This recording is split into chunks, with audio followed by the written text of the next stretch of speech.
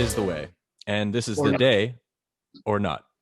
This is the day of the Mando Talk Show, the new series to Han Talk's first podcast, which comes out every week on Monday and Wednesdays. Mondays are Mando Mondays, where we talk about last week's episode of The Mandalorian. And every Wednesday is the regular scheduled program where we talk about everything else in Star Wars. So be sure to check that out after you listen to this episode. Now, this is an open spoiler episode, so if you haven't seen Chapter 11 of The Mandalorian, stay away. If you do not give a flying Mynock, then let's get started. I'm Han, and I'm joined again by my friend Dean, and we're going to talk about Chapter 11. Real quick, I wanted to bring this up. It's a bit of old news, but it's about the little Baby Yoda controversy. So before we dive into Chapter 11, I want to briefly touch on this because last week's episode resulted in a little bit of a mixed reaction from people when the child began to gulp down some eggs that belonged to Frog Lady. Apparently, it went so far as to calling for a cancellation of Baby Yoda and Jon Favreau. Yikes. And the reaction actually caused Lucasfilm art manager Phil Skozak to speak out on the matter. And this is what he said in what is now a deleted tweet. He said, "For the record, Chapter 10 of The Mandalorian makes it clear that the Frog Lady's eggs are unfertilized, like the chicken eggs many of us enjoy. But obviously, chickens aren't sentient beings, and the child eating the eggs is intentionally disturbing for comedic effect." And then he added in another follow up tweet, which is now deleted, "Fans of horror know that disturbing things make some of us laugh, and some of us squirm, or both. Your mileage may vary." So I actually didn't realize there was a controversy about this until my girlfriend informed me. But apparently, people flooded Twitter saying, Baby Yoda is evil for eating those eggs. Uh, when I texted you about today's episode, you were like, "There's a controversy over that?" So you didn't hear about it either, did you? No. And I'm struggling not to laugh, and I'm trying to bite my tongue because I feel like where my head goes about this is politics.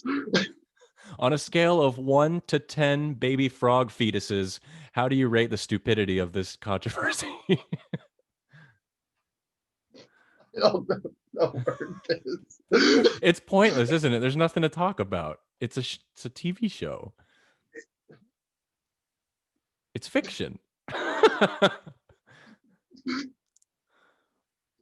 For my audio I actually listeners, me lost and the Dean are word. just sitting here in silence because we don't know how to react to this.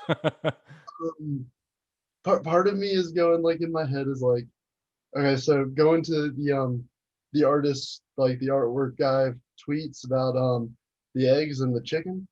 Who says, I know chickens have small brains and that kind of stuff, but who says they're not sentient beings? Who says that? Humans eat them. I don't even know where I'm going with that. I This don't is know now either. thrown out. You should say this for the end because now my mind's just blown. Like what? I didn't see a big deal with it. Honestly, I mean, I don't really think it's a major topic of discussion. I mean, cancel culture is very popular right now. And so far, Mandalorian hasn't had anything that people like have hated on, and I think this was the first thing they could pick at, and so that's why it's you know why Baby Yoda is being canceled. But first, he's a baby, he's not evil, so people are saying he's evil. He's not evil. He's just a baby, and I kind of agree with what Phil was saying about the whole chicken thing. Like, we eat eggs all the time. I had eggs for breakfast, but anyway, I just wanted to bring that up because I do find it very interesting because this is probably the first cancellation that we've had for the Mandalorian series. And when Yeah, it's this I minute, it kind of shows how well the show is doing. yeah, but it's just the fact that people are even complaining about this. It's just kind of like, do you have nothing better to do with your day? Exactly. Like, yeah, that's ridiculous. But when it comes to him eating the spider from, a little earlier, that's okay, right? Because he's an evil And spider. he cracked it out of the egg and ate it immediately Yep, that's it's himself. premeditated. He was after it. But anyway, I mean, I'm sure it will continue to, be talked about. I Like think it's the ridiculous. frog eggs could have been confused for boba. Isn't that was Exactly. spelled? Boba. Yeah, Yep. but like Boba Tea, he could have easily confused that and ate one. Uh, Like exactly. he's a baby, he didn't know what those were. The spider though, he cracked open an egg and then grabbed it and ate it. Now there is a theory to extend upon this that he was eating the eggs to kind of do like that David Blaine thing where he eats it so he could save it in his stomach until it's ready to like because they weren't what did he call it fertilized, they were unfertilized, so the Yep. theory was he was fertilizing them in his stomach, but again it's just kind of ridiculous. He was just hungry, he was a hungry boy, and that's what he wanted. But Okay. anyway, so with that out of the way, I guess we can actually talk about the show now. And Yep. so let's just go ahead and jump into by starting off with the direction, because it's worth noting this episode was directed by Bryce Dallas Howard, who did 2 episodes last season, or one. Yep. She I did think he 2. did too. Yeah. I think so as well. I I think it thought was she like I it think it was was like the same third one, and then I think was it around the seventh? I think there were 4 episodes in between. yeah, I know she did The Village, and I don't remember what the other one was, but I think we'll say she did 2. I thought she did a good job, considering she's still kind of new to directing, like Dave Filoni, a little bit more experience. But I thought she did great. This one was definitely a little bit more humorous in some moments, and I wanted to point out one of the homages she put at the beginning of this episode, which was the establishing shot of this. Forget the name of the planet they were going to, but the water planet. Yeah. And upon entrance of the planet, that shot was supposed to be homage to the shot from Apollo 13 that her Yep. father directed, Ron Howard. And so I thought that was, I just saw that like minutes ago before we hopped on this call, but I thought that was really cool. Was there anything directorial that you thought was kind of interesting or cool? Um, the Easter eggs throughout the whole thing. Yeah, She's tell me. very Easter eggs because like the writing on the side of the screen during the landing, it was I know it from Elon Musk and the his ships. I can't think of their names all of a sudden. So, but it's like I love you or something like that is one of the names of the ship, and the other ship from the old movies.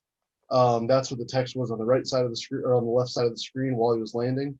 And then Oh, it was kind of a targeting computer also as he was trying to land. It reminded me of the original Death Star TIE fighters trying to lock on Luke's X-wing yeah. as he's this. It was like panning around, then he locked on, and then it was like, I got it. There So was I something just like go ahead. there was something interesting about that landing, which is kind of a first that we've seen in Star Wars. You could argue Revenge of the Sith had a similar landing scene, but Yep. it kind of like reflects that there's a little bit of real world in there where they have technology that helps them approaching planets to avoid crashing and burning and catching on fire and stuff like that. And Mandalorians, the Razor Crest was disabled in their previous wreckage, and so I thought it was cool to kind of see that brought into it, showing that because most of the time you just kind of have to suspend your belief and be like, it's Star Wars, everything's made up. But little things like that bring in some realism that I kind of enjoy. And it was kind of funny when they fell into the water afterwards, and that The what engine is blew. yeah, and the Mon Calamari, is that what they're called? The fish Yeah, head guys. Montgomery. And the guy's reaction, just standing there with like hands on his hips, and then he's like shakes his head when they fall in the water. I thought it was great. He was the comedic relief of the whole thing. Like when you mentioned there was comedy in this episode, to me it didn't really feel like a comedy episode. It felt more like a heist. It because the village and this one, the Heiress, it felt very similar.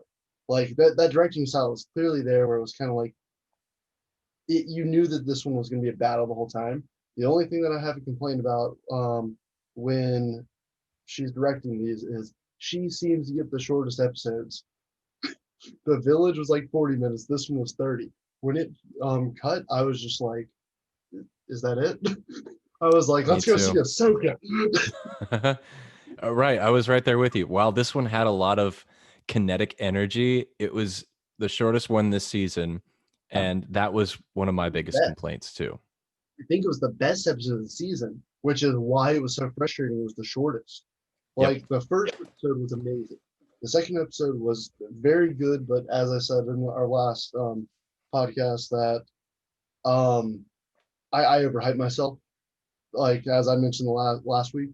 But this one, it was I didn't overhype myself because everything that I wanted to happen last episode kind of happened in this episode, kind of, and it was just one of those things of okay, this is exactly where I wanted to go, and then all of a sudden it was, and there's Ahsoka on this planet. Awesome, we're gonna go see Ahsoka right before, and I felt like it was gonna Right. end like how Force Awakens ended, and we finally get to see Luke at the end. Yeah. And then all of a sudden, I was expecting that from Ahsoka. I was expecting Mandalorian to kind of be a quick time jumping type thing where he's on the planet, he's got the baby in his arm now, and then it's Ahsoka sitting there meditating. And then I was expecting cut. That's kind of where my head was at, and then it Yeah. was just we're gonna open with something similar to that, I believe, because the planet that they're on is a new planet, but I believe in Legends because I don't think it's a canon planet until now. It was the home of strong force wielders. So she's actually there studying the force still, even though she's basically a gray at this point. She's not officially a gray, but she's basically a gray. On the planet that she's on in this show, the one they said, or a Yeah, different one? the planet Uh, that they're going to, it's a new planet. Corvus, right? Yeah, it's a new planet, but it's Corvus. supposed to be strong with the force kind of thing. I, God, I hope we get her like in the next episode. Honestly, I think they're gonna drag it out, man. No, they can't. They can't. I know they can't. They shouldn't, but I don't know. I really hope she's in the next one. Um, but the way this show is kind of playing out, which I love, is it feels a lot like a video game. You know, like you have different missions. You have to go to one person that'll take you to another and another. It kind of felt like I was playing You're like being Red even Dead Redemption or something. Yeah, and you got to find these MacGuffins and it brings you to your ultimate path, which I feel like is going to be Ahsoka. yeah. Um, it I will think be. it's It will, because they picked a good actress for the Ahsoka. I yeah, think she's gonna stay in the series at least for this season. I Um, hope I so. I truly believe that it's going to be finishing up this season, and again, they brought more of Rebels and Clone Wars back to life. I really do think what I was telling you about. I wish that we did a podcast on this. That way, everybody could have heard our conversation. Um, I really do kind of feel they're kind of getting to that direction. I really I know that it seemed kind of outlandish, far fetched when I was telling you over the phone. It everything I said makes sense, but every episode is just leading us more, not the path that I wrote out over our conversation, but it's definitely just the arrow of that conversation that I was telling you, like this is where I think they're going with it. It's still following that. Like it may not be taking the path that I said, but it's still everything is still right in line to make what I was saying happen. Yeah, because last week you were saying how like when Mando is in kind of his last stand against those spiders and the someone comes in to save them, your theory was it was going to be the other Mandalorians, and that happened this time. So it's kind of like you had almost predicted it to happen in the future. So I did think, but once that happened, I was like, Dean loves this moment. Dean's gonna love this moment. But yeah, I guess you could call what your theory would be is like a Dave Filoni universe in Star Wars, Yep. which would be pretty cool. I'd be okay with that. So I do. speaking of the other Mandalorians, we did get introduced to three new ones, which are familiar to us. We had Say come three back new into ones. the say what? I was about to say three new ones. Those were Oh new. no, for this show. So it was Cosca Reeves, Axe Woves, and most importantly, Bo Katan Kryze. And as soon as they came on screen, my immediate reaction, aside from knowing that you were going to love it, was I loved how their armor looked and how it translated to live action. It Yep. was brilliant. And it's And different they, than the covert one that the Mandalorian is a part of. Like they're more classic to what we've seen in like Clone Wars and stuff, you know? yep, it's weird to say um classic because as we learned in this episode is um that Mando Din is actually even more classic than they are. Right. Uh, and basically it's like basically Mando's part of a zealot clan of the Mandalorians. And we kind of knew that. But it's just weird to see that you have the Watch became Death Watch, and basically he's part of Death Watch. And then Catan, why am I blanking on the name that she named her militia? Are you talking about night owls Yes, Night or Owl. okay? Yeah, Night Owls is basically her militia, or clan or whatever you want to call it when it comes to the Mandalorian culture. Um, and how we just kind of heard them start judging Mando, saying, "We know you're like we know why you think this way, but this is not the way that we all believe. We all believe that Mandalore is our planet. We all believe in the same end objective." And you could kind of see Mando. Now, this is why I wish the episode was a little bit longer. You could see Mando's perception changing through the episode, but it was so rapid that it didn't quite sit well. I think that's the biggest thing that I didn't like is you don't start out an episode and move that fast and then be your personality be changed somewhat where he is now saying this is the way to them when originally he was saying you aren't Mandalorians, you took your helmet off. Yeah. Like you don't make that change in a few hours. Like in the movie verse time, that was only a few hours and he changed his complete perception from beginning to end in a few hours basically. Yeah, and going off of that and bringing back Bryce Dallas Howard, I think she did a great job in for the audience kind of alienating the man Din Djarin, like as we know him, because there was what was really strategic from a directorial standpoint is whenever all the Mandalorians were together, he was pushed into the back of the group and kind of like a forced perspective thing. And what you know, he would kind of be the one trailing behind the new guys. He was kind of he's the main character of the show. But when these new people came in and told him, "Oh, you're part of this Children of the Watch, which are a cult," you know, and they broke away from our Mandalorian society. He kind of broke away from uh, being you kind of feel bad for him, right? Yeah, I mean, I as soon as that was said, I was like, "Oh, this he has no idea. He was born into this. He has no idea, you know, he's a victim to this as you said, religious zealot like society and he has to find a way to reestablish what is the I guess middle ground of this, you know, ancient way of thinking his this is the way and then the I guess what is the modern day Mandalorian, would you say?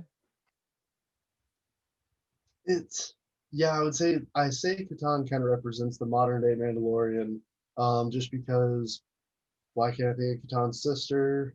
Um, but regardless, because in the Mandalorian, like on the home world, Obi-Wan's love interest. I can think of all that detail, but not the name.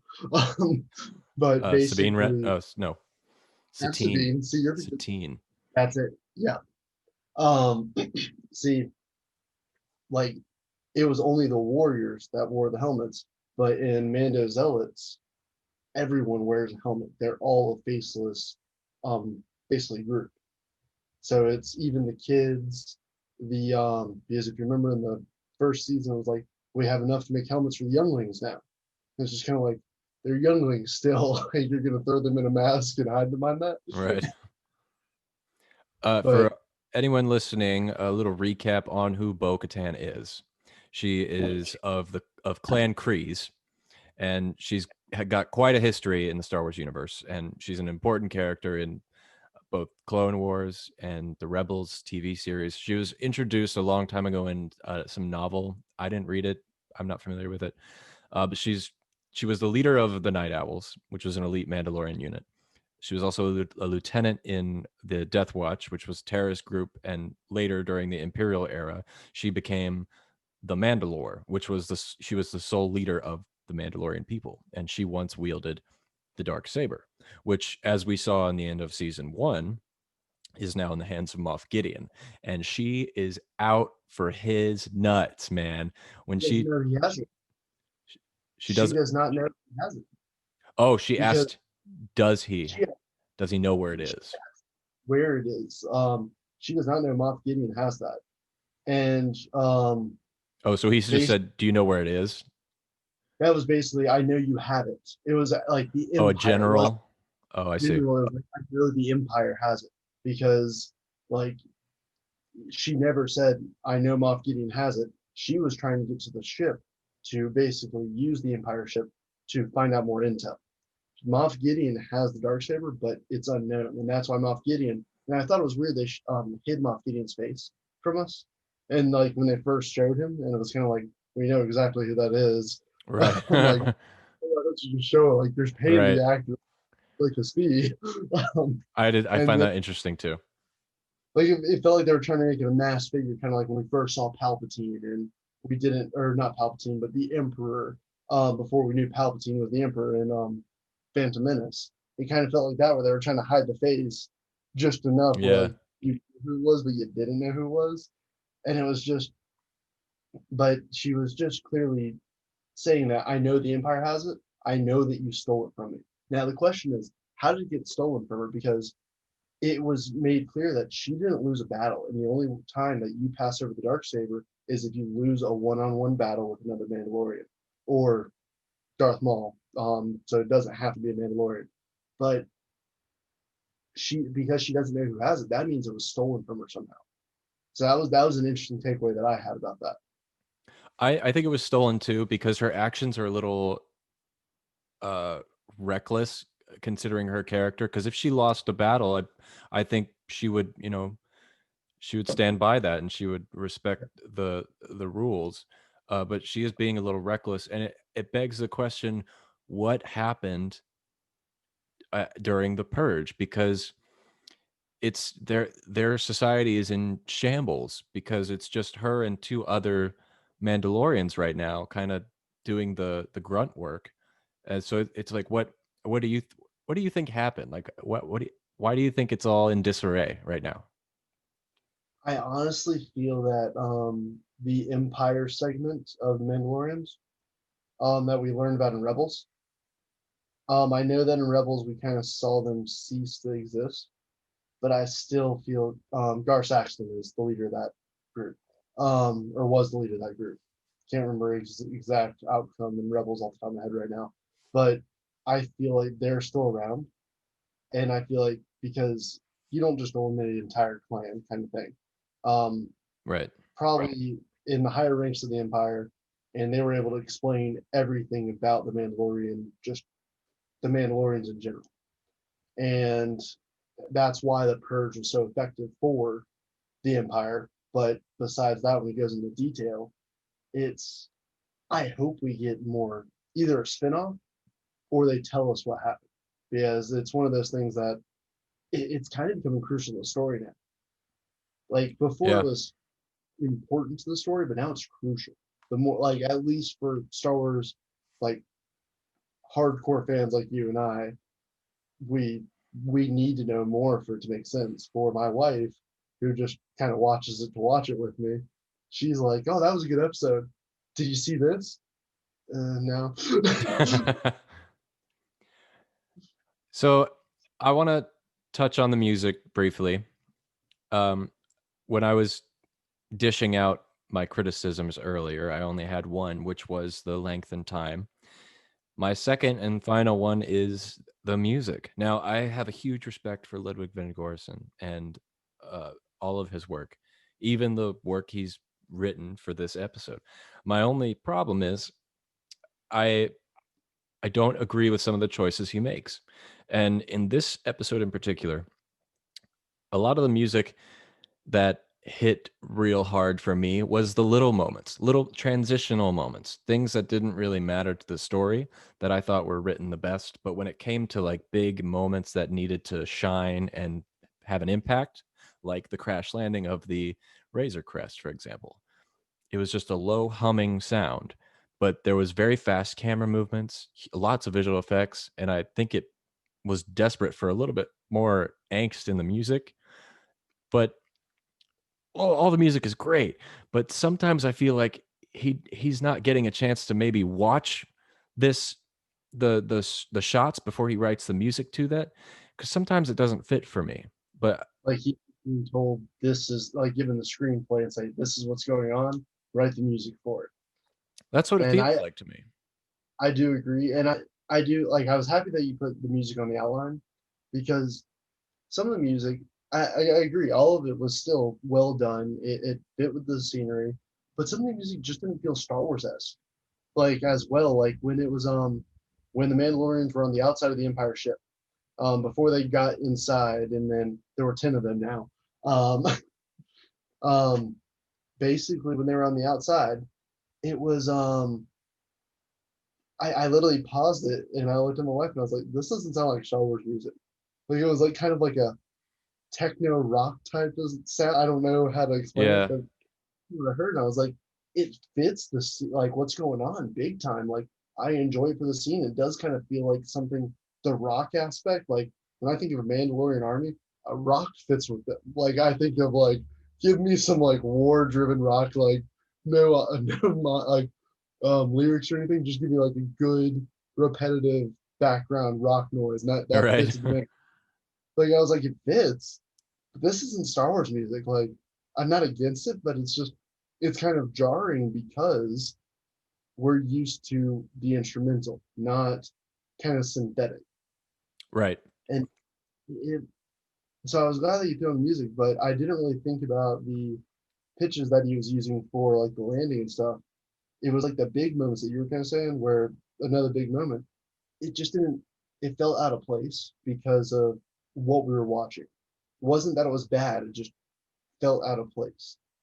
And it might not be his choice. He may not have any involvement with where the music goes. But or another theory is it could be, he is on to something and it's all leading up to something else. Or it one theory that I'm very convinced of is he just hasn't found exactly what he wants to do in this show yet. I felt that very much in season 1. Could be the case in season 2. It's definitely a very experimental sound, and I think he's going to continue elaborating on that. But I mean, it's again, it's Is it all fantastic. It's just it's a little different. isn't he still reaching out to the guys who did sorry, pulling up my music on Amazon right now. Oh, The that guys who band? yeah, the band, isn't he reaching out to them, the ones who did the song for Fallen Order? I Yeah, think that they're also helping out with all the music as this. you're right. Yeah, I heard that too. They're supposed to have some uh a good majority help on this one. The Hue, that's who it is. The Hue? They're supposed to be helping from what I read at one point. Oh, okay. Well, we got to wrap this up. I want to know from you, Dean, what are you looking forward to most, like, going forward? It could be next episode, it could be the end of the series, but like, or even what director you want to see most. But tell me about it. It's gonna be the fight that we're gonna see between Ahsoka and the Mando. Yes.